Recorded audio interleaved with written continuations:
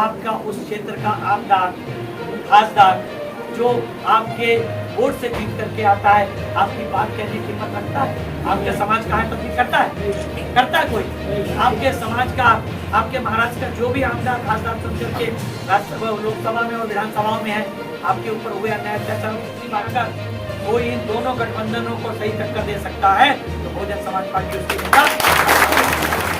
जो व्यक्ति अपने ग्राम पंचायत की सदस्य नहीं जीत सकता है, वो भी बहन जी को ज्ञान देता है कि एनडीए में शामिल नहीं होना चाहिए, INDI में शामिल होना चाहिए, वो भी जिंदाबाद जिंदाबाद जिंदाबाद आकाश आनंद जिंदाबाद जिंदाबाद जिंदाबाद। मायावती जी आप संघर्ष करो, हम तुम्हारे साथ हैं। आकाश आनंद साहब आप संघर्ष करो, हम तुम्हारे साथ हैं। सितार साहब आप संघर्ष करो, हम तुम्हारे साथ हैं। अच्छे साथ साहब का स्वागत करना है तालियों के साथ।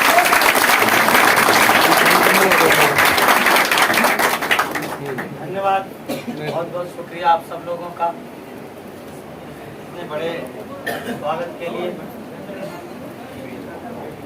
इतनी बड़ी संख्या में आप लोग आए, इसका अपने हृदय की गहराइयों से आभार व्यक्त करता हूँ। साथियों, आज इस महाराष्ट्र प्रदेश की विशेष बैठक में अपनी बात रखने से पहले मैं बहुजन समाज में जन्मे संतों, गुरुओं, महापुरुषों में विशेष रूप से भारत में सामाजिक क्रांति के पितामह, शिक्षा की ज्योत जलाने वाले महात्मा ज्योतिबा फुले,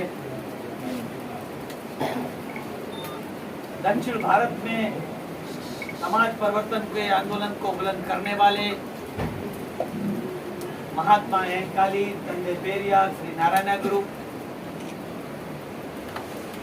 बहुजनों के आदर्श और भारत में आरक्षण के जनक कुर्मी राजा राजश्री छत्रपति साहू जी महाराज, मैसूर रियासत में देश के सामाजिक, आर्थिक, राजनीतिक, शैक्षणिक और सांस्कृतिक रूप से वंचित समाज को 75% आरक्षण देने वाले नालवड़ी कृष्णराज वडियार, सही माने में शोषितों की लड़ाई को पूरे भारतवर्ष में कामयाब बनाने वाले भारतीय संविधान के निर्माता, विश्व रत्न बोधिसत्व बाबा साहब डॉक्टर भीमराव अम्बेडकर, और उनके बाद इन महापुरुषों के पवित्र कार्यों को भारत की बदली हुई परिस्थितियों में एक नई दिशा देने वाले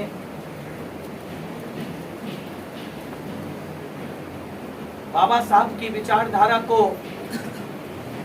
जन जन तक पहुंचाने वाले बामसेव, DS4, BRC और बहुजन समाज पार्टी के संस्थापक, इस सदी के महानायक मानवर श्री कांसीराम साहब के चरणों में श्रद्धा सुमन अर्पित करते हुए मैं बहुजन समाज पार्टी की राष्ट्रीय अध्यक्ष और आबादी के हिसाब से इस देश के सबसे बड़े सूबे उत्तर प्रदेश की 4 बार लोकप्रिय, न्यायप्रिय, जनप्रिय मुख्यमंत्री रही, संसद की शेरनी, आयरन लेडी, परम आदरणीय बहन कुमारी मायावती जी को अपना आदर्श और प्रेरणा स्रोत मानते हुए उन्हें अपने हृदय की गहराइयों से कोटि कोटि आभार व्यक्त करता हूं कि उन्होंने मुझ जैसे एक साधारण से कार्यकर्ता को न सिर्फ देश के सबसे बड़े सूबे उत्तर प्रदेश के उच्च सदन में भेजने का काम किया, बल्कि देश के सर्वोच्च सदन राज्यसभा में, जिसमें कभी बाबा साहब ने देश के करोड़ों दलितों शोषितों के लिए न्याय दिलाने का काम किया, कुछ राज्यसभा में बोलने और बैठने का अवसर मिला है। आज इस महत्वपूर्ण बैठक में हमारे साथ मंचासीन, हमारे साथ महाराष्ट्र, कर्नाटका, तमिलनाडु, केरला, पांडिचेरी, गुजरात जैसे राज्यों में बहुजन समाज पार्टी को गति देने का काम कर रहे सेंट्रल कोऑर्डिनेटर छोटे भाई नितिन सिंह जी, जिन्होंने आज आप लोगों के बीच में बहुत ही जोशीले और महत्वपूर्ण अंदाज में महत्वपूर्ण बातों के साथ अपनी बात रखने का काम किया। आपके प्रदेश के डायनामिक देश का रात और रात दिन बहुजन समाज पार्टी को वक्त देने के लिए काम करने वाले महाराष्ट्र प्रदेश के प्रदेश अध्यक्ष एडवोकेट संदीप काजने जी, स्टेट कोऑर्डिनेटर भाई सुनील डोंगरे जी, भाई दुर्गेश चलवादी जी, भाई मनीष मामले जी, प्रसाद इंगले जी, जनरल सेक्रेटरी भाई रामसुबेर जी, हमारे बहुत ही पुराने साथी भाई नागसेन माला जी, जयकर जी, जनरल सेक्रेटरी जयकर जी, और जो हमारे तेलंगाना के साथी और उसकी जो कल्चरल टीम है वो सब इस गर्मी और उमस में बड़ी देर से बैठे हुए आप सब लोग जो बहुजन समाज पार्टी को हर स्थिति परिस्थिति में विपरीत परिस्थितियों में भी सहयोग करने वाले हमारे बहुजन समाज पार्टी के समर्थक, पार्टी के कार्यकर्ता, पदाधिकारीगण, आप सबका एक बार पुनः मुझे आदरणीय बहन जी के द्वारा आप लोगों के बीच में सेवा करने का अवसर दिया। आप सबने मेरा तहे दिल से मुझे स्वीकार करने का काम किया। मैं अपने हृदय की गहराई से आप सबका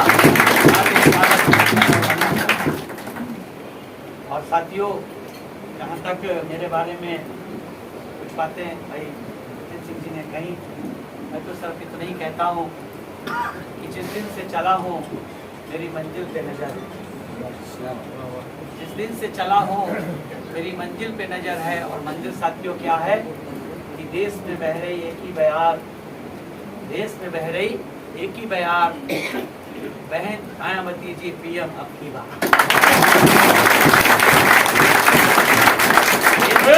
संघर्ष करो, देश में बह रही एक ही बयार, बहन मायावती जी पीएम अब की बार। तो उस बात को ध्यान में रखते कि जिस दिन से चला हूँ मेरी मंजिल पे नजर है, मेरी आंखों ने कभी मील का पत्थर नहीं। साथियों, मैं इसलिए भी कह रहा हूँ कि भाई नितिन सिंह जी ने कहा कि मुझे अवसर मिला इस सदी के महानायक मानवर कांसीराम साहब के नेतृत्व में काम करने का, क्योंकि मैं उनके ही हस्ताक्षर से विधानसभा के वामसेव का अध्यक्ष बना। मुझे सबसे पहली बार अपने पिता की लिखी हुई कविता को पढ़ने का मौका 1979 में, जब वो वामसेव के राष्ट्रीय अध्यक्ष थे, हमारे यहाँ कायमगंज टाउन में बाबा साहब की स्टेचू का अनावरण करने के लिए आए थे, जो हमारे पिताजी ने लगवाई थी। वो उस समय से मैं उनको देखा और मन में एक लालसा और जिज्ञासा पैदा हुई कि ऐसे महापुरुष के साथ काम करना चाहिए। और वो तथागत बुद्ध ने मेरी अभिलाषा पूर्ण करने का काम किया, और शायद इसीलिए मेरे परिवार वालों ने मेरा नाम शोक और सिद्धार्थ रखा। मेरे पास कोई शोक है, जहाँ पे मेरे आसपास कोई रहता है उसको भी कोई शोक नहीं होता है। और सिद्धार्थ का मतलब होता है, जो मैंने पढ़ा और सुना है, सिद्धार्थ का मतलब होता है अभिलाषा का पूर्ण होना। तो मेरी तो लगभग सभी अभिलाषाएं पूर्ण हो गई। इस सदी के महानायक के साथ मुझे काम करने का अवसर मिला। दुनिया की 8 शक्तिशाली महिलाओं में गिनी जाने वाली और देश के सबसे बड़े सूबे उत्तर प्रदेश की 4 बार देश की पहली दलित महिला मुख्यमंत्री के रूप में काम करने वाली, जिनके बारे में कहा जाता है कि उनके निर्णय अटल होते हैं, ऐसी सशक्त लीडर के साथ, आदरणीय बहन जी के साथ मुझे उनके नेतृत्व में काम करने का अवसर मिला। और मेरा ये कुदरत की मेरे ऊपर तथागत की बड़ी अनुकंपा है कि माननीय बहन जी ने जिनको भविष्य के लिए बहुजन समाज पार्टी का नेतृत्व तय किया है, ऐसे नेशनल कोऑर्डिनेटर आकाश आनंद जी के नेतृत्व में काम करना। ये साथी एक बात मैं और जोड़ दूं, उसके बाद मैं अपनी बात शुरू करूंगा कि ये मेरा कुदरत का मेरे ऊपर बहुत बड़ा एहसान है कि न सिर्फ मुझे 3 पीढ़ी के साथ काम करने का अवसर मिला, बल्कि मेरे पिताजी को भी 3 पीढ़ियों के साथ काम करने का अवसर मिला। मेरे पिताजी 14 अक्टूबर 1956 को बाबा साहब के साथ नागपुर में बौद्ध धर्म की दीक्षा लेने का काम किया, और उनके साथ उनके फॉलोवर के रूप में, चाहे वो आगरा में आए हों, चाहे नागपुर या तमाम जगह कालाराम टेम्पल, जहाँ जैसे बहुत सी जगह कार्यक्रमों में साहब गए। हमारे पिताजी एक 20-21 साल की युवा के रूप में उन कार्यक्रमों में शिरकत की है, उनके फॉलोवर मानवर कांसीराम साहब के साथ उन्होंने 6 दिसंबर 1978 से बामसेब की स्थापना से लेकर के बहुजन समाज पार्टी की स्थापना तक, और फिर आदरणीय बहन जी के पहले चुनावी समर से संघर्ष से लेकर के कैराना में पार्लियामेंट का चुनाव हुआ, उनके उस चुनाव से लेकर के और बहन जी के पहले एमपी बनने के सफर तक उन्होंने साहब बाबा साहब के बाद साहब बहन जी के साथ 3 पीढ़ियों के साथ उन्होंने भी काम करने का काम किया। तो साथियों, मैं आभारी हूँ अपने साथी जी का, उन्होंने ये बात मुझे याद दिलाई, मुझे ये बात आप लोगों के बीच में रखनी है। साथियों, ये दौर बहुत ही बहुजन समाज के लिए कठिन दौर है। बहुजन समाज बहुत कठिन दौर से गुजर रहा है। साथियों, हमें इस कठिन दौर में अपनी एकता, अपनी संगठन की शक्ति और अपने भाईचारे के सिद्धांत को मजबूत करने की, साथियों को मजबूत करने की जरूरत है। आज साथियों, जो देश की गैर बराबरी की व्यवस्था वाली ताकतें हैं, वो बहुजन समाज पार्टी और उसकी नेता आदरणीय बहन जी को तरह तरह से बदनाम करने की कोशिश, तरह। और उस कोशिश में शामिल कौन है साथियों? लोग उस कोशिश में उन्होंने किनको शामिल करने का काम किया है? हमारे ही बीच के उन लोगों को शामिल करने का काम किया है जो लोग उस पीढ़ी की परंपरा के लोग हैं जिन्होंने दुनिया के सबसे बड़े लोकतांत्रिक देश का संविधान लिखने वाले बाबा साहब के साथ धोखा करने का काम किया था, उन गैर बराबरी वाली व्यवस्था के साथ। अर्थात जिन्हें सदी के महानायक ने किसकी उपाधि दी? चमचों की उपाधि, स्टूजिस की उपाधि थी, गुलामों की उपाधि थी। उन लोगों ने, आज वो लोग, आप तमाम तरह के चैनलों से, तमाम तरह के सोशल मीडिया में देखिए, आज तमाम तरह के लोग ये चर्चा करते हैं कि बहुजन समाज पार्टी की नेता INDA में क्यों नहीं शामिल होती हैं, क्या वो बीजेपी में शामिल होगी या फिर वो बीजेपी की बी टीम है, तमाम तरह की बातें करते हैं। ये साथी जानते क्यों करते हैं? ये कौन करते हैं? हमारे सदी के महानायक मानवर कांसीराम साहब ने एक बात कही कि जब 1971 में भारत की इकोनॉमिक राजधानी बंबई में, आप लोगों को याद होगा, जब RBI का विलय होने, RBI का समझौता होने की बात हुई थी, तो पूना के संत गाड़ के धर्मशाला के सामने 1971 एक समझौता हुआ। क्या समझौता हुआ था? RBI और कांग्रेस के। वो साथियों, उस समझौते के इतिहास के पीछे कारण क्या था? आप लोग समझते हैं क्या कारण था? उस कारण को हमारे सदी के महानायक, हमारे मसीहा बाबा साहब मानवर साहब ने बताया।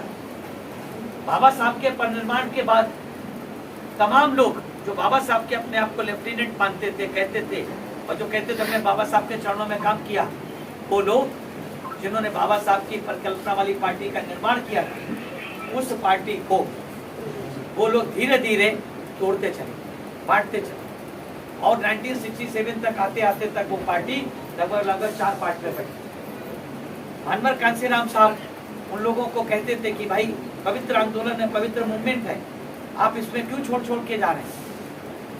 तो वो कहते थे आंदोलन पवित्र है, विचारधारा पवित्र है, लेकिन हम इससे सफल नहीं हो सकते। सफल हो सकता है वाली उन्होंने बात की। मैं ये बात इसलिए कह रहा हूँ कि हमारे महाराष्ट्र के प्रदेशों ने एक नारा दिया कि सफल हो सकता है, इसलिए मैं इस बात को आपको दोहरा रहा हूँ।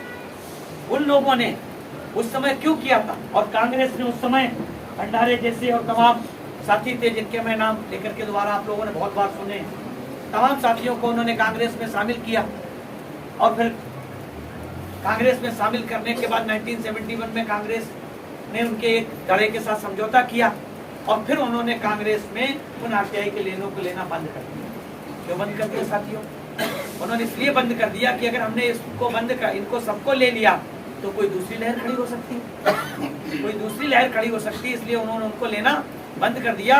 उन्होंने कहा कि जो लोग RBI से टूट करके आएंगे, जब वो लोग ये बात कहेंगे, अगर कांग्रेस के लोग ये कहेंगे कि बाबा साहब की विचारधारा अच्छी है, बाबा साहब का आंदोलन अच्छा था, फुले साहब अम्बेडकर का विचारधारा आंदोलन अच्छा था, लेकिन सफल हो सकता है तो कोई विश्वास नहीं करेगा, कोई भरोसा नहीं करेगा। लेकिन जब बाबा साहब के मानने वाले जब ये लोग बात कहेंगे तो लोग मानने का काम करेंगे, उसी परंपरा को आगे बढ़ाने का काम।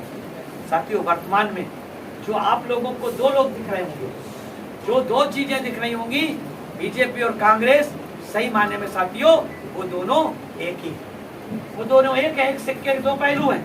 और साथियों दोनों एक ही मूवमेंट, एक ही विचारधारा से साथियों गाइड किए जाते हैं, एक ही विचारधारा से गाइड किया जाता है। इतिहास उठा करके देख लीजिए, 1952 के पहले इलेक्शन से लेकर के पिछले 2014 और 19 के इलेक्शन को आप देख लीजिए कि कैसे उन लोगों ने, कैसे कांग्रेस के बदले में उन्होंने जनता पार्टी क्या थी सर? जनता पार्टी क्या थी? जनता पार्टी थी जनसंघ से निकली हुई पार्टी और कांग्रेस से निकले हुए नेताओं का संगठन, वही क्या थी? और जनसंघ कौन था साथियों? जनसंघ क्या है साथियों? आपके नागपुर से चलने वाली विचारधारा, वही तो है। सही माने में साथियों इस देश में दो तरह की विचारधाराएं हैं। कहने को अगर देखें है तो तीसरे तरह की विचारधारा, लेकिन मैं मानता हूँ दो ही तरह की विचारधारा। एक साथियों अम्बेडकरी विचारधारा है और दूसरी साथियों मनोयुद्ध की विचारधारा। उसको मानने वाले लोग एक तरफ हैं, वो चाहे साथियों आपको बीजेपी के रूप में दिखाई दें, चाहे कांग्रेस के रूप में दिखाई दें, चाहे वो साथियों आम आदमी पार्टी के रूप में दिखाई दें, आपके महाराष्ट्र में एनसीपी के रूप में दिखाई दें, बंगाल में ममता बनर्जी की टीएमसी के रूप में दिखाई दें, आपके तेलुगु देशम या फिर आपके तेलंगाना आंध्र प्रदेश में क्या नाम है, केसीआर के रूप में दिखाई दे, जो 22 साल की पार्टी, 22 की पार्टी, केसीआर पार्टी, या भी ऐसे 22 दोनों की पार्टियों मान लो वो पार्टियां हो, या फिर आपके तमिलनाडु में डीएमके एआईडीएमके हो, उत्तर प्रदेश में समाजवादी पार्टी हो, या और जो छोटी मोटी पार्टियां हैं, ये सब पार्टियों को अगर आप देखें तो ये पार्टियां क्या है सर? क्या है ये पार्टियां? इन पार्टियों का मकसद क्या है? इन पार्टियों का मकसद सिर्फ और सिर्फ एक है, वो है साथियों बहुजन समाज पार्टी और उसके नेता आदरणीय भाई। ये निशाने पर क्यों निशाने पर साथियों? उसका कारण क्या है? उसका एक बहुत स्पष्ट कारण है। स्पष्ट कारण ये है कि साथियों आज पूरे देश में बीजेपी को जब हटाने की बात आती है, कांग्रेस को हटाने की बात आती थी तो क्या कहते थे? भाई कांग्रेस भ्रष्ट है, कांग्रेस ने ये किया, कांग्रेस ने वो किया, और कांग्रेस के बदले में उन्होंने जनता पार्टी को खा, जनता पार्टी बिखर गई। 1980 में भारतीय जनता पार्टी बन गई। भारतीय जनता पार्टी जब सद आ गई, उसी बीच में श्रीमती इंदिरा गांधी की हत्या हो गई, और श्रीमती इंदिरा गांधी की हत्या होने के बाद क्या परिणाम निकला कि एक लहर आई कांग्रेस की, नागरिक सत्ता बन गई। कांग्रेस में राजीव गांधी प्रधानमंत्री जी बन गए। अब राजीव गांधी फिर से चूंकि कांग्रेस के बन गए, तो फिर उनको हटाने के लिए कि भाई उनकी सरकार भ्रष्ट है, वो ऊपर से उन्होंने एक नई पार्टी खड़ी कर दी। इनकी पार्टी थी वो साथियों राजाओं महाराजाओं की पार्टी। का नेता कौन था साथियों? कौन था नेता साथियों? वीपी सिंह। कौन थे वीपी सिंह? कहां से निकले थे वीपी सिंह? कांग्रेस पार्टी से। और उनको सपोर्ट किसने किया था? बीजेपी ने सपोर्ट किया। लेकिन इसी बीच में फुले साहू अम्बेडकर की विचारधारा, संजय पेरियार, नारायण गुरु, महात्मा इंकाली की विचारधारा, चोखा मेला से लेके तमाम संतों महापुर, गुरु कबीर, गुरु नानक, संत रविदास तथा गुरु की विचारधारा को मानने वाली एक नए आंदोलन का जन्म हुआ, जो बाम से डीएस कोर्ट से होते हुए 14 अप्रैल 1984 को दिल्ली के लाल किले के मैदान में गर्मी कड़कती धूप में साथियों लाखों की संख्या में लोगों के बीच उसका जन्म हुआ। उस पार्टी का नाम था बहुजन समाज पार्टी। वो पार्टी थी किस विचारधारा पे चलने वाली पार्टी थी?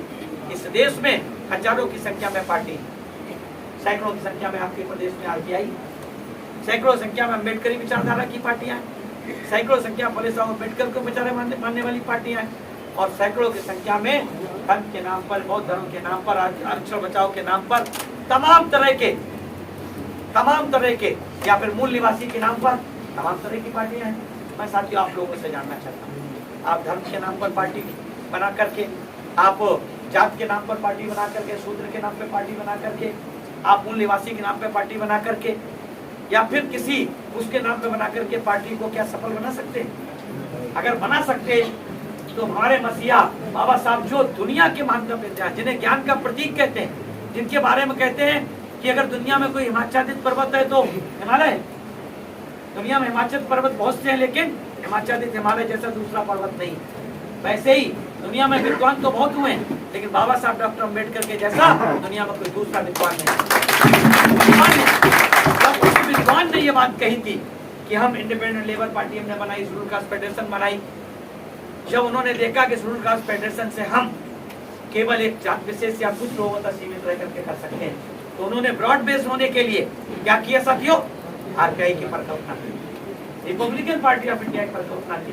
दुर्भाग्य रहा हमारे सबका, दुर्भाग्य रहा इस देश के बहुजन समाज का कि बाबा साहब को कम से कम 10 से 15 साल और जीवित रहते तो इस देश की काया पलट, जिन्होंने इस देश को आरबीआई से लेकर के साथियों इरिगेशन के तमाम वो सब सूत्र देने का काम किया, इस देश में डैम को बनाने की व्यवस्था देने का काम किया। बहुत से ऐसे सही माने में अगर राष्ट्र निर्माता कोई इस देश में कोई है, अगर राष्ट्र निर्माताओं की सूची बनाई जाए तो इस देश में राष्ट्र निर्माताओं में केवल और केवल एकमात्र आएगा सबसे ऊपर, वो है हमारे सदी के बाबा साहब डॉक्टर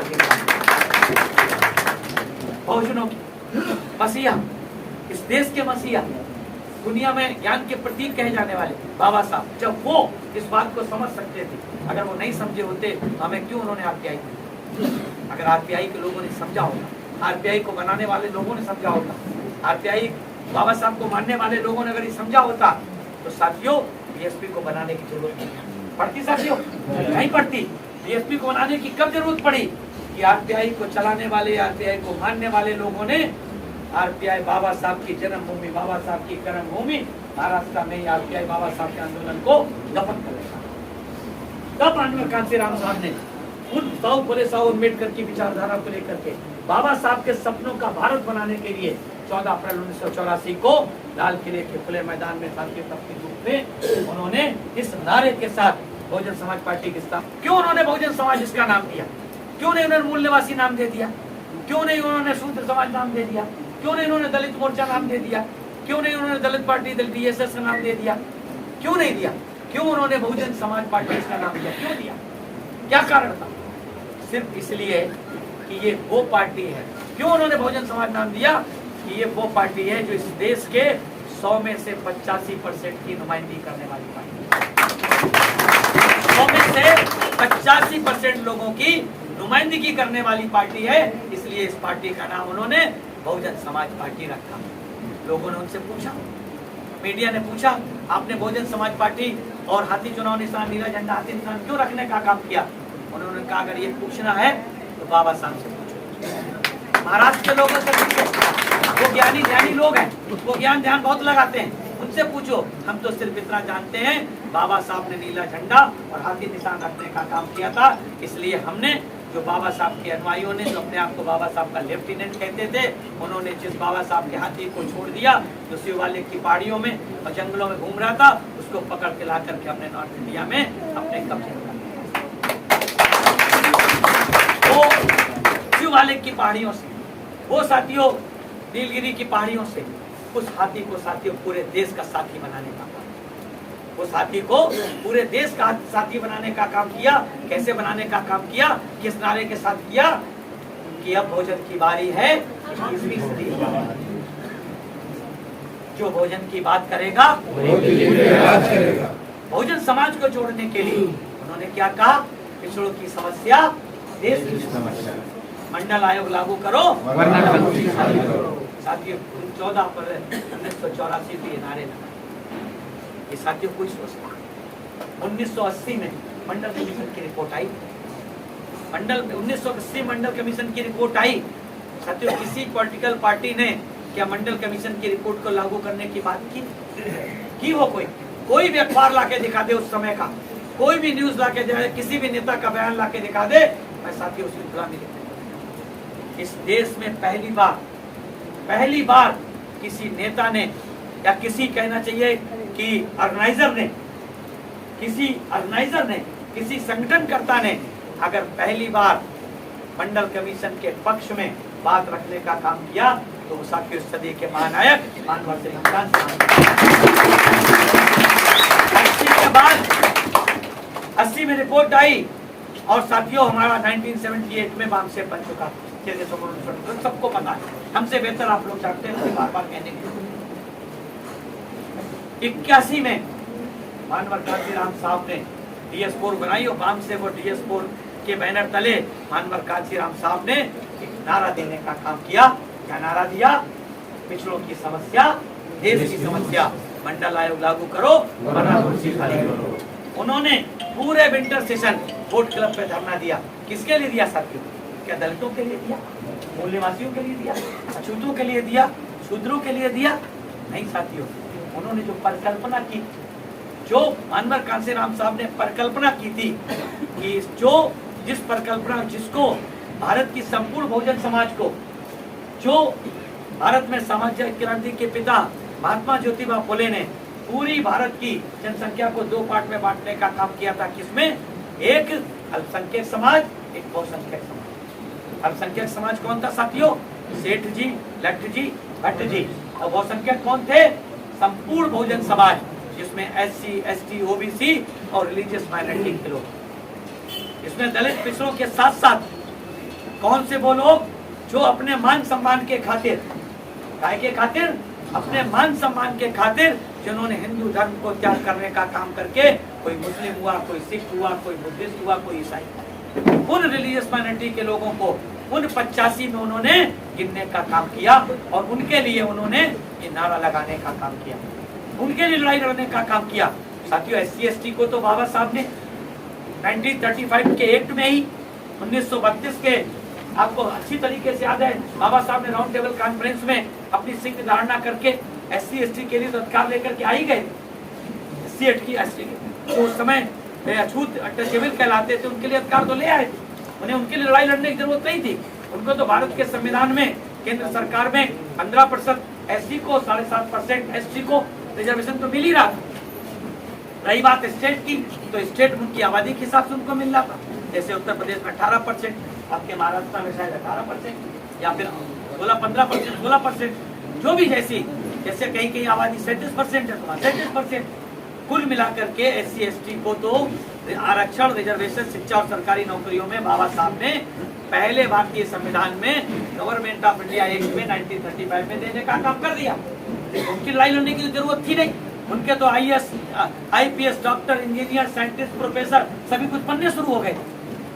बारी किसकी थी? लड़ाई किसकी थी? साथियों इस देश के तेली, तमोली, धोबी, नाई, बारी, इन सबकी बारी, गाड़िया, कोली, केरी, सबकी नारी थी। उन 3,743 जातियों की लड़ाई लड़ी। किसके लिए? 3,743 जातियों की लड़ाई लड़ने का काम किसने किया था साथियों? इस सदी के महानायक मानवर कांशीराम। उनके साथ कंधे से कंधा मिला करके, नंगे पैर चल करके, पांव में छाले के बाद भी संघर्ष करने का काम किसने किया था साथियों? बहुजन समाज पार्टी की वर्तमान राष्ट्रीय अध्यक्ष। साथियों देश के सबसे बड़े सूबे उत्तर प्रदेश की 4 बार लोकप्रिय, न्यायप्रिय मुख्यमंत्री रही परमादरणीय बहन, उन्होंने लड़ाई लड़ी।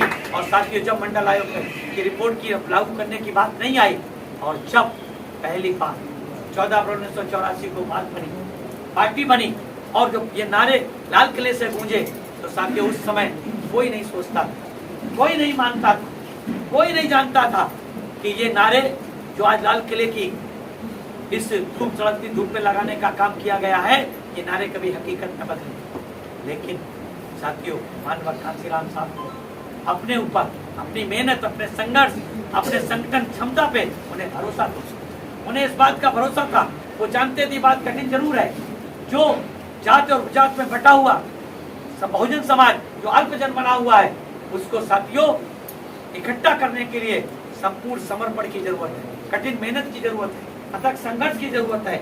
और उसका संकल्प लेने का काम किसने किया था?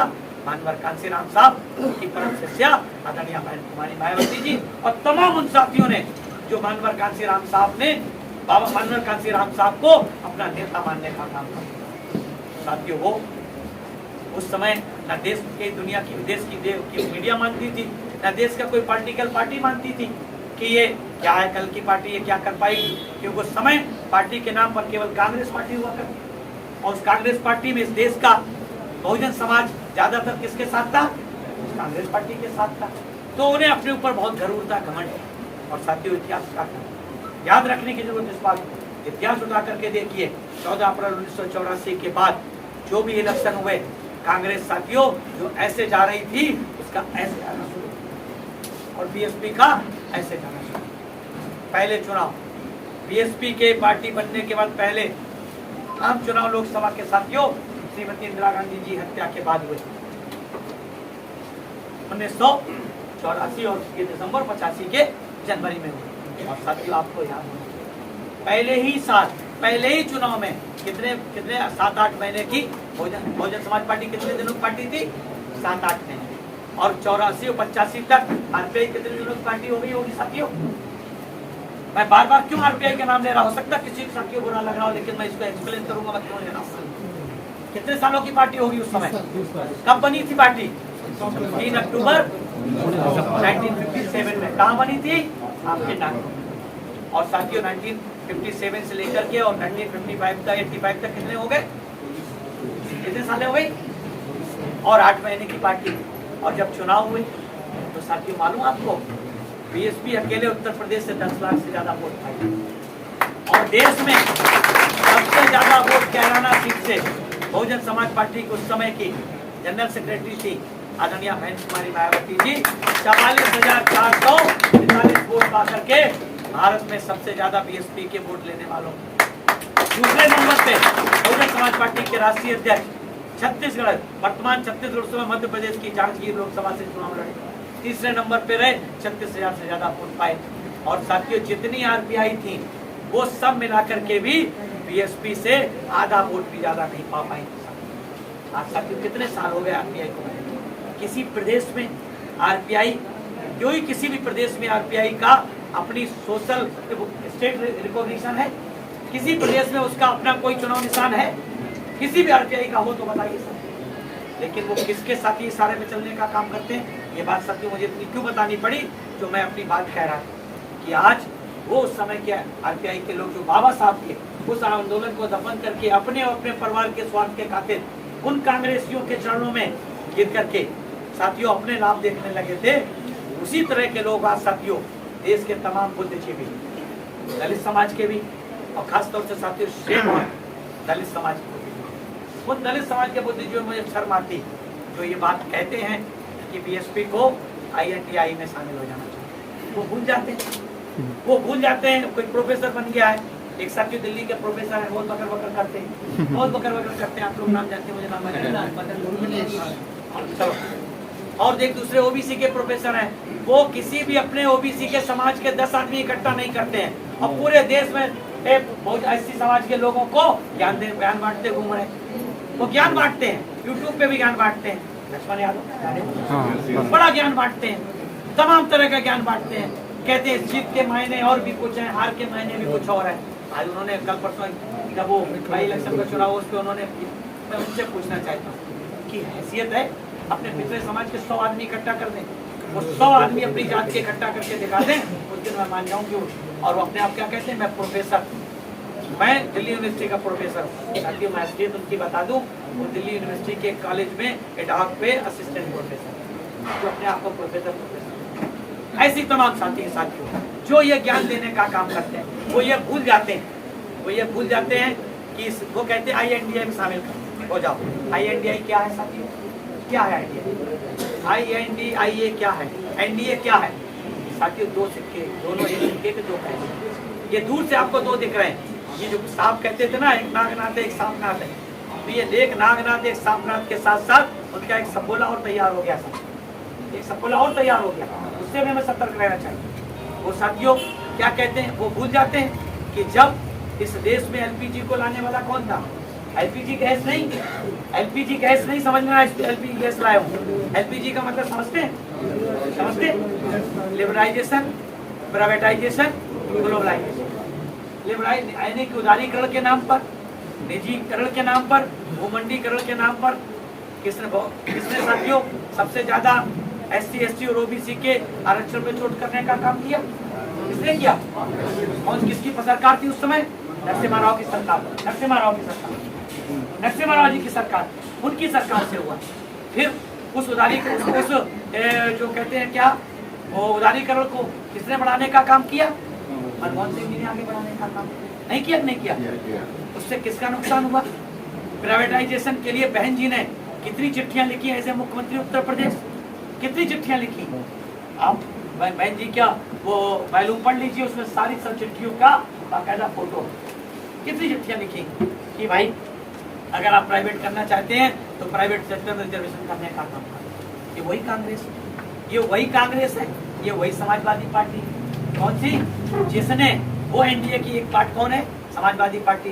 जो लक्ष्मण यादव जी वो बहुत ज्यादा वकालत जो करते हैं, कभी तेजस्वी यादव की, कभी अखिलेश यादव की, उनसे पूछना चाहता हूँ, ये जो रिजर्वेशन की बात बांटते हैं ना, तमाम दलित समाज के पैसे के मंच से तैयार होकर आने जाने का टिकट भी उनसे लेते हैं, उनके पैसे से आके भाषण देते हैं, उन्हीं का खाते हैं और उसके बाद उन्हीं के ऊपर ज्ञान झाड़ के जाते हैं। मैं उनसे पूछना चाहता हूँ कि रिजर्वेशन में, प्रोमोशन में रिजर्वेशन का जब बिल आया था तो उस बिल को किसने फाड़ने का काम किया था? समाजवादी और शिवसेना किसने फाड़ने का काम किया था? हम लोग क्या करते हैं, हमारे लोग, होने वाले लोग, ये जो लोग बहुजन समाज के लोग कहने को कौन है? बहुजन समाज के। कांग्रेस, बीजेपी और आम आदमी पार्टी की जैसे लोग, बहुत चालाक लोग, वो SC ST OBC के लोगों को आगे करके, वो उनको आगे करके बीएसपी का इनडायरेक्टली विरोध करा। ऐसे विरोध कराते हैं कि अरे भाई वो उसमें शामिल नहीं, अरे साहब ये उसमें नहीं, ये बीजेपी की बी टीम है। मैं आप लोगों से पूछना चाहता हूँ, बताइए एनसीपी आपके प्रदेश की बीजेपी की कौन सी टीम है? कौन सी टीम है? उसकी खास टीम है, उसकी कोर टीम है। बी टीम भी छोड़ दो, वो बीजेपी की कोर टीम। और कांग्रेस की किचन टीम है, उसकी भी किचन टीम है, उसकी कोर टीम है। क्या करते हैं साहब? एक बेटा भाजपा में और खुद कांग्रेस, है कि नहीं? उनको कोई पूछता है कि भाई ये प्रो भाजपाई है? कोई कहता है? दूसरे आ जाइए, अखिलेश यादव के पिताजी साक्षी महाराज, जिसने मस्जिद तोड़ने का काम किया और मुसलमानों के देसी बनते हैं, उसको राज्यसभा भेजने का काम किया। कल्याण सिंह, सबको पता है, कल्याण सिंह के साथ मिलकर के सरकार बनाने का काम किया, नहीं किया? 2003 में किया कि नहीं किया? भाजपा के साथ मिलकर किया कि नहीं किया?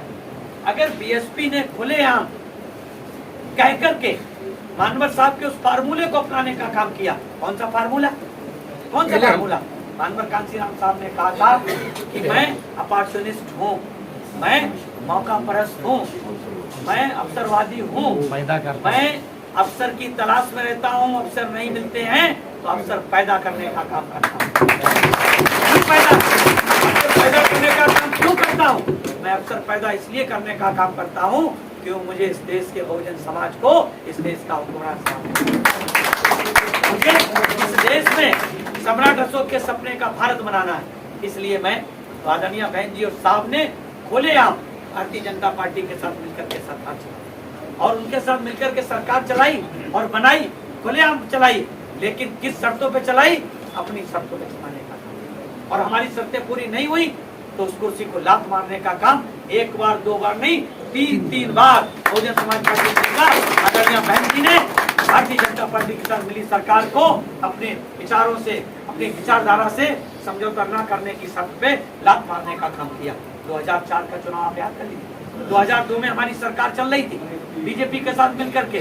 जब बीजेपी के बड़े नेताओं ने आदरणीय बहन जी से कहा, साहब से कहा कि मानवर कांसीराम साहब, हम चाहते हैं कि मायावती जी, बहन जी का नाम लिया, कि हम उन्हें 5 साल के लिए नहीं बल्कि 25 साल के लिए उत्तर प्रदेश का मुख्यमंत्री बना देना चाहिए, बनाए रखना चाहिए। साहब ने कहा, भाई इस मेहरबानी की वजह क्या है? आप तो जानते हो कितने, इस मेहरबानी की वजह क्या है? तो साहब को अटल बिहारी वाजपेयी जी ने और अडवाणी जी ने, मुरली मनोहर जोशी जी, उनके जो नेता बैठे, उन्होंने कहा हम चाहते हैं कि ये 2000 के चुनाव आ रहे हैं पार्लियामेंट के, क्योंकि सरकार उनकी केंद्र में चल रही थी उस समय अटल बिहारी वाजपेयी के नेतृत्व में। तो कहा कि हम चाहते हैं केंद्र में हम शासन करें और देश के सबसे बड़े सूबे में आप शासन करें।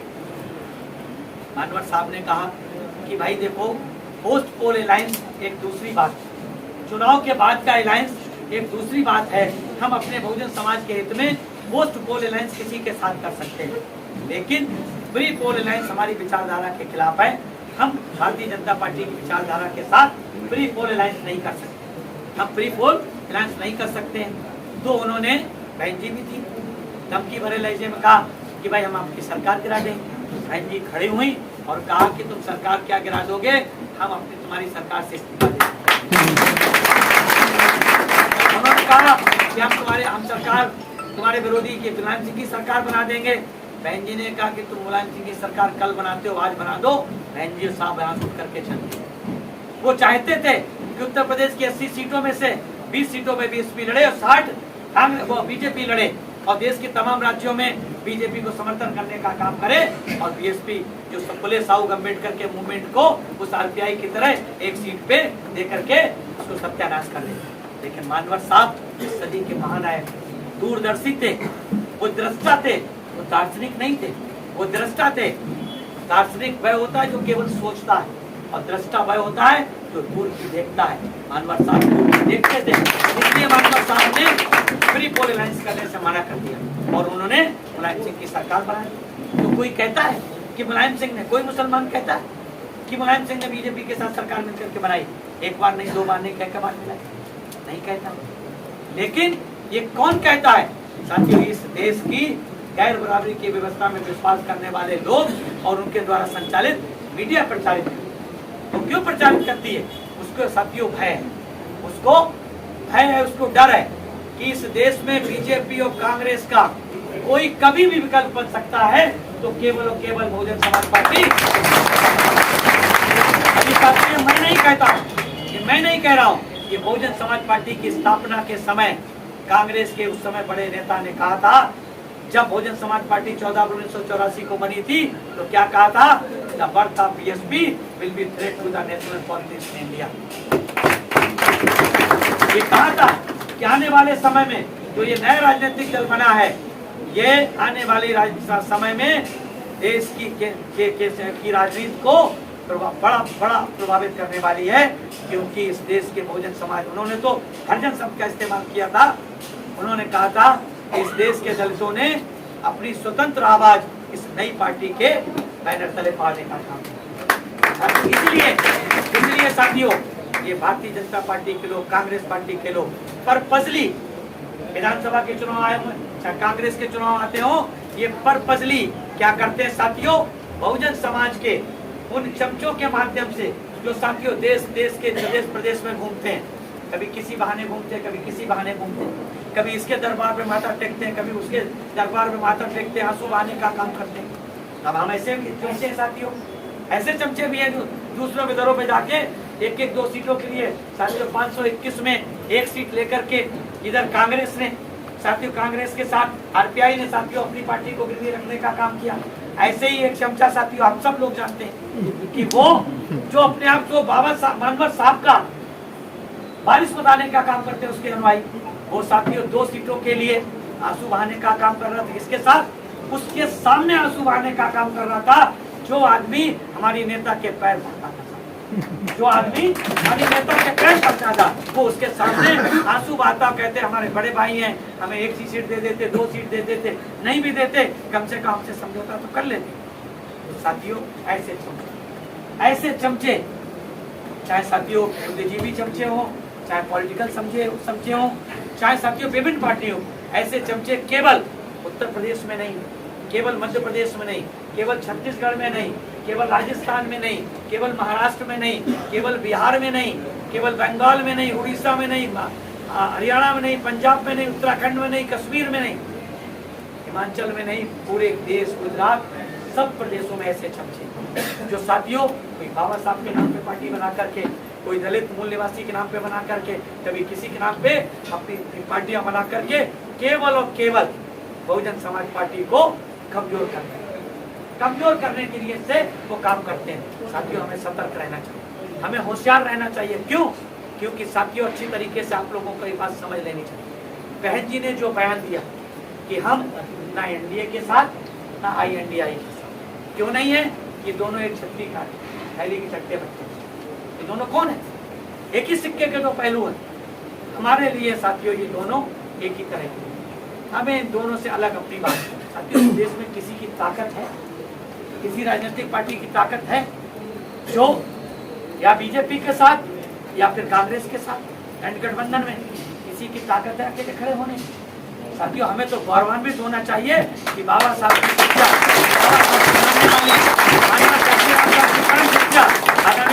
आज भी साथियों चट्टान के साथ अपने समाज को लेकर के अलग खड़ी हुई दिखाई दे रही है। अलग खड़ी हुई दिखाई दे रही है। जिंदाबाद जिंदाबाद जिंदाबाद मायावती जी जिंदाबाद क्यों खड़ी दिखाई जिंदाबाद जिंदाबाद साथियों, क्यों खड़ी दिखाई दे रही है? वो इसलिए खड़ी दिखाई दे रही है साथियों, वो इसलिए उनसे नहीं डर रही है क्योंकि, और वो साथियों उनको क्यों ये कहना चाहते हैं कि वो एनडीए में शामिल हो जाए, होना चाहिए बीजेपी उसमें क्या एनडीए में शामिल हो जाए। वो चाहते हैं कि एनडीए में शामिल हो जाए तो हमारा वोट उस समुद्र में विलीन हो जाए, आईएनडीए में शामिल हो जाए तो हमारा वोट उनके साथ मिल मिक्सअप हो जाए, तो जो कभी उनके साथ पहले था उनके साथ मिल जाए। क्यों? क्योंकि उन्हें डर ममता बनर्जी जी से नहीं है। क्या ममता बनर्जी ने बीजेपी के साथ सरकार नहीं बनाई? बनाई। उनके साथ मंत्री नहीं रही? क्या ममता बनर्जी जिस कांग्रेस पार्टी के सेंट्रल में गवर्नमेंट थी और बंगाल में कम्युनिस्टों की सरकार थी, सड़क पे लुटा के मारा कि नहीं मारा? आज उन्हीं के साथ गठबंधन कर रही नहीं कर रही है, और फिर भी उन्हें किसी को चिंता नहीं। क्यों नहीं चिंता? ममता बनर्जी से कोई डर नहीं, क्योंकि उनकी एक लिमिटेशन है, कहाँ तक? ज्यादा से ज्यादा आसाम तक। बिहार नीतीश कुमार क्या है, इसके साथ नहीं रहे, बीजेपी के साथ कल तक गलबैया डाले थे, डाले हैं। आज वो क्या खड़े, उनके दिमाग में कि अरे भाई झटके से भी आ गई तो ठीक, नहीं आ गई तो हमारे पास तो एनडीए आई है। उन्हें उनके साथ सरकार बनाई, कहाँ तक सीमित है? कहाँ तक? बिहार से बिहार के बॉर्डर पे उत्तर प्रदेश की पहली सीट है ना, वहाँ भी लड़ेंगे तो हार जाएंगे, है ना, वहाँ तक सीमित है। अब आ जाइए, डीएमके कहाँ तक सीमित है? तमिलनाडु। भाई ऐसा केसीआर कौन है? भाई कौन है? केसीआर है क्या नाम? कहाँ तक सीमित है? कहाँ तक सीमित है? जगन मोहन कहाँ तक सीमित है? नायडू कहाँ तक सीमित है? हमने तो जेल भी भेज दिया, कहाँ तक सीमित है ये लोग? आप बता दो, इस देश में बीजेपी के नेतृत्व वाली एनडीए में और कांग्रेस के नेतृत्व वाली साथियों आईएनडीए में कोई एक नेता है जो नरेंद्र मोदी को टक्कर देता हो? कौन है साथियों? इस देश में अगर कोई इन दोनों गठबंधनों को सही टक्कर दे सकता है तो बहुजन समाज पार्टी उसके नेता। इसलिए इन चमचों का इस्तेमाल करके, इन चमचों का, चाहे वो बुद्धिजीवी चमचे हों चाहे राजनीतिक चमचे हों, इन चमचों का इस्तेमाल करके साथियों मनुवादी मीडिया के माध्यम से, गैर बराबरी की व्यवस्था में विश्वास करने वाली मीडिया के माध्यम से ये प्रचार प्रसार किया जाता है कि बीएसपी बीजेपी के भी टीम है, बीएसपी को आईएनडीए में शामिल होना चाहिए, बीएसपी को ये करना चाहिए। जो व्यक्ति अपने ग्राम पंचायत की सदस्य नहीं जीत सकता है, वो भी बहन जी को ज्ञान देता है कि एनडीए में शामिल नहीं होना चाहिए, आईएनडीए में शामिल होना चाहिए, वो भी ज्ञान देता है। इसलिए साथियों, मेरा आप लोगों से कहना है कि एक बात बहुत अच्छी तरीके से समझ लेना चाहिए हमको साथियों, व्यक्ति से ज्यादा क्या बड़ा होता है? पार्टी बड़ी होती है। कैसे बड़ी होती है? व्यक्ति से ज्यादा विचार से क्या बनती है? पार्टी बनती है। पार्टी एक आंदोलन होता है, आंदोलन बड़ा होता है। ये बात साथियों हमें समझ लेनी चाहिए। लोग साथियों व्यक्ति को बड़ा, लोग क्या बता रहे हैं? व्यक्ति को बड़ा बताने का काम कर रहे हैं, और साथियों व्यक्ति नहीं बड़ा।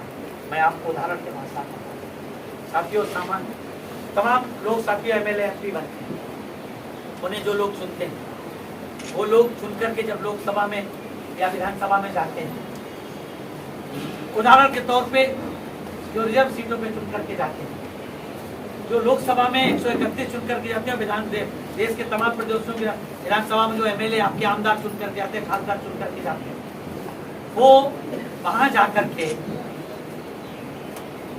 क्या दलित समाज का, एससी समाज का एमएलए आमदार और खासदार जो चुन के जाता है, क्या आपके दुख दर्द की बात सड़क पे या संसद में उठाने का काम करता है?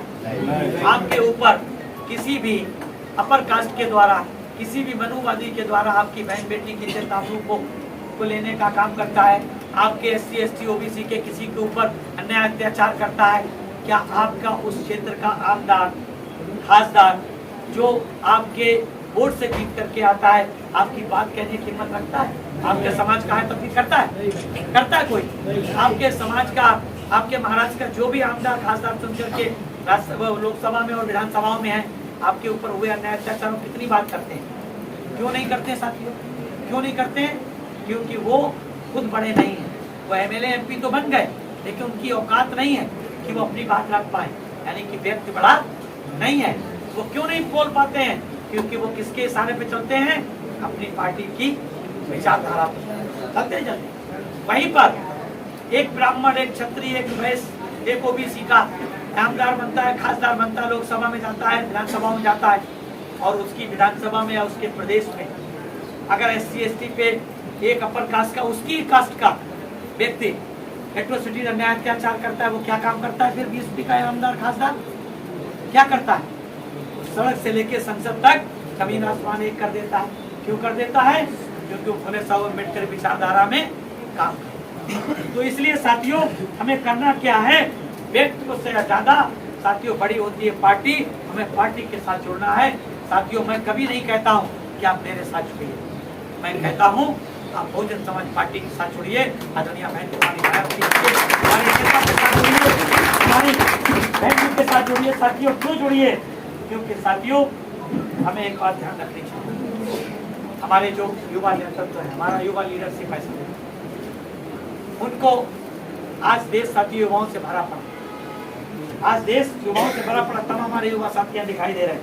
मैं उनसे साथियों एक ही बात कहता हूँ, बाबा साहब ने कहा था, to realise the dream of social change and economic emancipation the youth needs to act with the determination. अगर सामाजिक परिवर्तन, आर्थिक मुक्ति का आंदोलन को सफल बनाना चाहते हो तो इस देश के युवाओं को डिटरमिनेशन के साथ साथियों काम करना चाहिए। डिटरमिनेशन के साथ काम करना पड़ेगा। इस बात को दोहराते हुए हमारे युवा जो युवा साथी है, हमारे नेशनल कोऑर्डिनेटर हैं, युवाओं की आज के तारीख में साथियों आप लोगों ने उनको सुना होगा, वो साथियों एक प्रेरणा स्रोत बनते जा रहे हैं। आज साथियों तमाम सोशल मीडिया में तो तमाम चमचे साथियों, उनके तमाम रील और तमाम बाइट साथी थी, आज साथियों उनकी रील और बाइट्स के आगे सब साथियों सारी चाहते हैं। इसलिए साथियों में से व्यक्ति से नहीं जुड़ना, क्योंकि साथियों बहन जी कोई व्यक्ति नहीं है, बहन जी व्यक्ति नहीं, कोई पर्सन नहीं, कोई इंडिविजुअल नहीं है। बहन जी क्या है? बोले साहू अम्बेडकर और तमाम जो तथागत बुद्ध से लेकर के और मानवर कांशीराम तक की उस परंपरा की श्रेणी को निभाने वाली, उस विचारधारा को आगे बढ़ाने वाली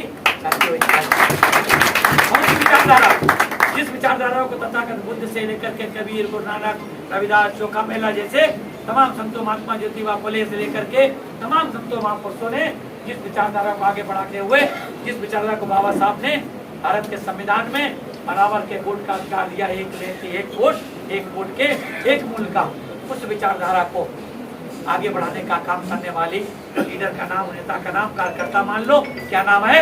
आदरणीय। तो इसलिए हमें किससे जुड़ना चाहिए? पार्टी से जुड़ना चाहिए। पार्टी से जुड़ने का मतलब बहन जी से जुड़ना, बहन जी से जुड़ने का मतलब पार्टी से। इसलिए साथियों ये बात हमें ध्यान रखनी चाहिए, क्योंकि साथियों हमारे जो खासतौर से चमचे लोग, इनके अंदर राजनीतिक चेतना का अभाव है, राजनीतिक चेतना का अभाव है। और खासतौर से बहुजन समाज के विशेषकर जो साथियों इंटेलेक्चुअल हैं, ब्यूरोक्रेट हैं, उनमें से आज सबसे ज्यादा क्रिटिसाइज कौन करता है साथियों? बहुजन समाज का intellectual, bureaucrat, IAS IPS, doctor, engineer, professor.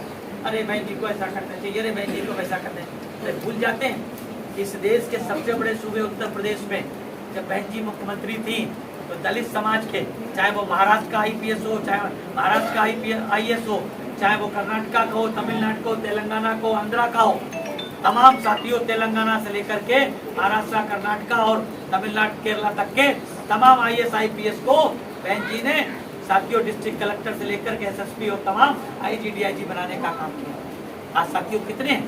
आज कितने दलित समाज के केरला, कर्नाटक, तमिलनाडु, महाराष्ट्र, तेलंगाना, आंध्र प्रदेश, तमाम प्रदेशों के IAS उत्तर प्रदेश? बताइए साथियों। मोहन जी की सरकार थी, 37 कलेक्टर आउट ऑफ 75 जिलों में साथियों कितने थे? आधे से ज्यादा आधे से ज्यादा कप्तान थे, एसएसपी थे, आधे से ज्यादा कलेक्टर थे, आधे से ज्यादा गवर्नर कमिश्नर थे, आधे से ज्यादा आईजी थे, यहाँ तक कि DGP, principal secretary, chief secretary तक इस समाज के थे। ऐसी समाज आज साथियों केंद्र सरकार में 300 साढ़े 300 सेक्रेटरी जॉइंट सेक्रेटरी होते हैं। साथियों कितने एससी के हैं साथियों सेक्रेटरी लेवल के अधिकारी, कितने एससी के हैं, कितने ओबीसी के हैं, पता है आपको साथियों? पार्लियामेंट में जो मंत्री है उनका जवाब था साथियों मात्र 2 एसटी के, 1 एससी का और ओबीसी का। जानते हो कितने? 0। ओबीसी का 0 आईएएस सरकार चलाने में, और फिर भी ओबीसी सबसे ज्यादा साथियों हिंदू धर्म को अपने कंधे पे ढोने का काम करता है। इस देश के हिंदुत्व को सबसे ज्यादा ढोने का काम कौन करता है? जिस ओबीसी के लिए मानवर कांसीराम साहब ने 3743 जातियों के हिसाब से बहुजन समाज के, दलित समाज के लोगों को प्रतिदिन 3743 लोगों को जेल भरो आंदोलन करने का काम, हमारे पिताजी लाखों लोगों को जेल भरो आंदोलन करने का काम। इसलिए साथियों मेरा आप लोगों से निवेदन है, गुजारिश है, शायद मैंने थोड़ा ज्यादा समय ले लिया आपका। बातें तो साथियों मैंने तैयारी तो काफी लंबी की थी, इतना लंबा साथियों तैयार करके आया था, लेकिन फिर भी हो गया। मैंने इसको पढ़ने की जरूरत नहीं पड़ी, मैंने ऐसे ही ज्यादा बता दिया आपको। मैं सिर्फ आपको साथियों यही कि व्यक्ति से ज्यादा हमें पार्टी महत्वपूर्ण रखनी चाहिए साथियों, और साथियों हमें केवल बीजेपी या कांग्रेस को ही अपना विरोधी नहीं मानना चाहिए।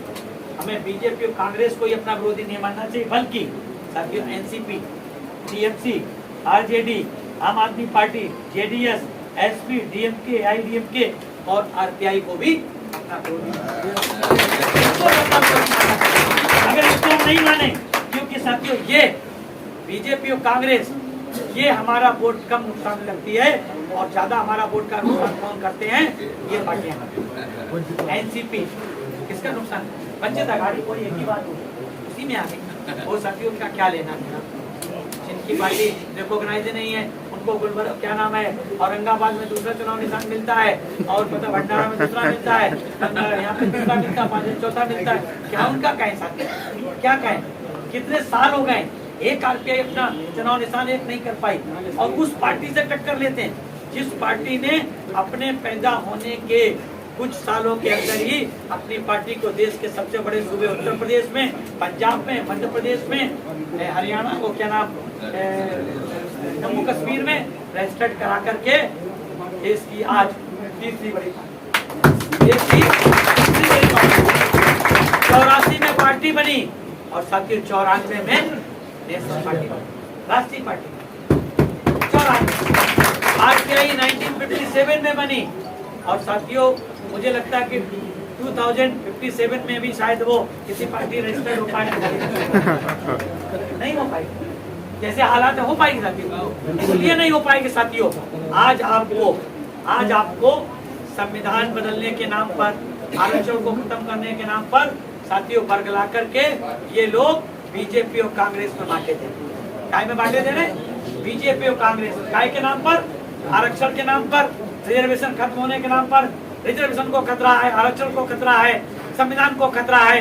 कांग्रेस को वोट दे दो, भारतीय जनता पार्टी को रोना, कांग्रेस को दे दो, कांग्रेस को रोकना है, भारतीय जनता पार्टी को दे दो। कभी कोई कहता है?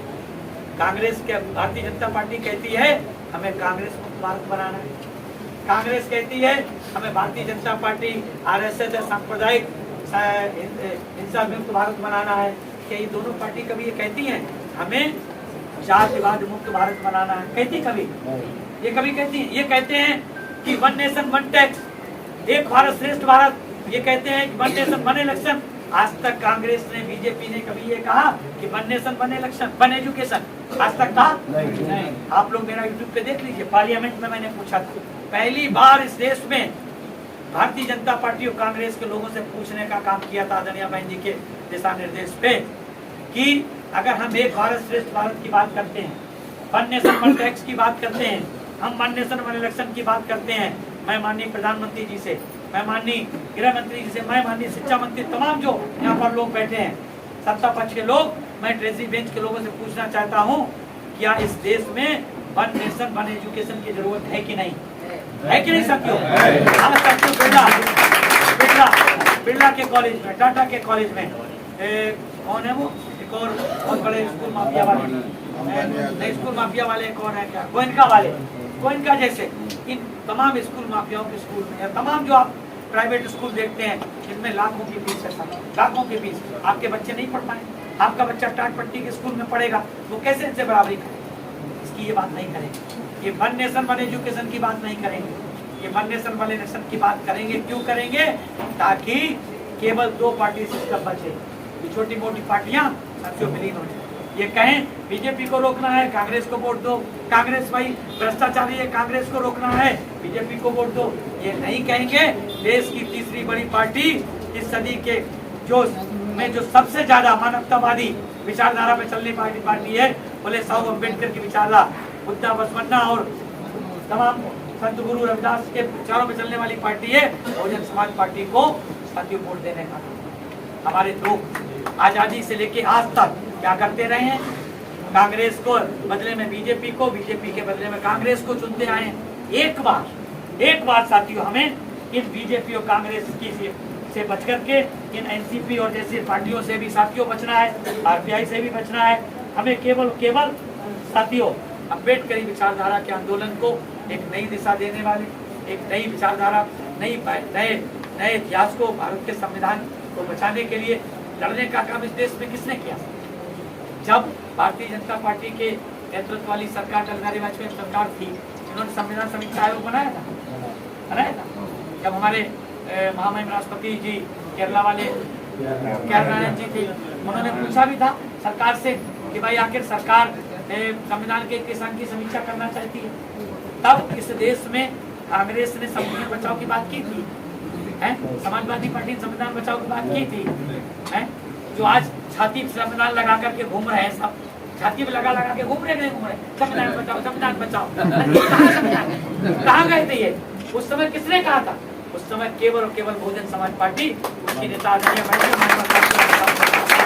संविधान के सम्मेलन में हजारों की संख्या में सेमिनार, सिम्पोजियम, मीटिंगें करके देश को जागरूक करने का काम किया। तब अटल बिहारी वाजपेयी की सरकार ने उस संविधान समीक्षा आयोग को खत्म तो नहीं किया था, लेकिन उसे फिर चर्चा कर दी। ये संविधान के नाम पे, आरक्षण के नाम पर केवल और केवल बीएसपी के वोटों को गुमराह करने का क्या कर रहे हैं? गुमराह कर, ताकि वो लोग बट जाएं बीजेपी या कांग्रेस को वोट दें। आज कांग्रेस को भाई आरपीआई के लोग, कुछ लोग बीजेपी के साथ हैं, एनडीए के साथ हैं, कुछ लोग किसके साथ हैं साथियों? आरपीआई के लोग एनडीए के साथ, आईएनडीआई के साथ हैं। इसलिए मेरा आप लोगों से साथियों बहुत विनम्र निवेदन, इन लोगों से खासतौर से साथ पूरे देश में सभी मनुवादियों की सोच को साथियों खास तौर से इस देश में अगर पूरी ताकत से विरोध करने का काम किसी ने किया है तो बहुजन समाज पार्टी के राष्ट्रीय अध्यक्ष आदरणीय खासतौर से बुद्धिजीवी जो साथियों मानवर कांसीराम साहब को अपना नेता नहीं, मैं अपने मानवर कांसीराम साहब की बात नहीं करूं, वो कभी मूल निवासी बार कोई कुछ, जिन लोगों ने, जो लोग मानवर कांसीराम साहब की जहाँ चप्पलें रहती थी वहां तक बैठने की हैसियत नहीं थे, वो मानवर कांसीराम साहब के पामसेब से पार्टी बना करके और मानवर साहब पे उंगली उठाने का, वो लोग साथियों उनको आदर्श नहीं मानते। साथियों सही माने में इस देश के बहुजन समाज को आज की तारीख में आदर्श मानने वाला कौन नेता है? मानवर कांसीराम साहब के अलावा कोई है? कोई एक नेता बता दीजिए दलित समाज से ताल्लुक, बहुजन समाज से ताल्लुक रखने वाला। आज साथियों इस देश में केवल और केवल एक आदर्श का नेता कोई है तो मानवर श्री कांसीराम साहब, और एक कोई नेता बहुजन समाज का आज के मौजूदा नेतृत्व कोई है तो बहुजन समाज पार्टी के नेता आदरणीय साथियों। भारत में जो साथियों हमारे SC/ST के प्रति उनकी धारणा है, गैर मानवीय व्यवस्था के विश्वास रखने वाले लोगों की उनकी सोच को से अगर लड़ने का काम साथियों करना है तो हमें साथियों संविधान के इसके बदले में या संविधान को बचाने के बदले में हमें इनसे साथियों बच के रहना है, इनसे हमें साथियों सतर्क रहना है और अपने वोट का साथियों हमें अपने वोट का सही इस्तेमाल करना है, क्योंकि साथियों इतिहास इस बात का साक्षी है, इतिहास इस बात का गवाह है कि साथियों हमें हर हाल में साथियों क्या करना है कि उस बात से कि जो बहन जी ने कहा था कि क्या कहा था बहन जी ने कि इतिहास जो व्यक्ति इतिहास नहीं जानता है वो इतिहास का भागीदार नहीं, वो इतिहास नहीं, क्योंकि इतिहास से प्रेरणा मिलती है, प्रेरणा से उसके बाद फिर उसके बाद शक्ति से। साथियों, हमें जब तक इन महापुरुषों के रिलेंटलेस एफर्ट, वो रिलेंटलेस एफर्ट आप लोगों ने, वो मैं बहुत आभार व्यक्त करता हूँ कि आपको सारी बात याद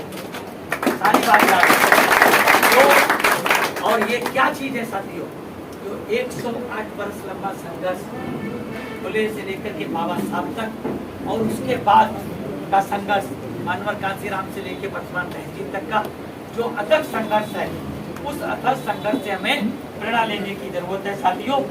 और जब ये प्रेरणा लेकर के हम साथियों काम करेंगे तो हमें ये बात जरूर ध्यान रखनी पड़ेगी कि जिस कौम को बाबा साहब साथियों का मैंने नहीं कि जिस कौम को मुफ्त में खाने की आदत हो वो कौम कभी क्रांति नहीं करेगी। तो मुफ्त के 5 किलो अनाज, 5 किलो राशन पे अगर हम लोग साथियों वोट देंगे, अपना कंबल और राशन बिरयानी पे वोट देंगे, साथियों अकबर साहब कहा करते थे जो भीख पे पलने वाले लोग हैं वो पेटू लोग एक दिन डायनासोर की तरह समाप्त है, की तरह डायनासोर जैसा बड़ा जानवर भी समाप्त हो गया। तो इसलिए हमें भीख पे पलने की जरूरत नहीं। मैं बाबा साहब की बात कर रही, जो कौम को मुफ्त खाने की आदत हो और कौम कभी क्रांति नहीं कर सकती, और जो कौम क्रांति नहीं कर सकती वह कभी शासक नहीं बन सकती, और जो शासक में कौम शासक नहीं बन सकती साथियों, उस कौम की बहन बेटियों की इज्जत आबरू सुरक्षित नहीं है।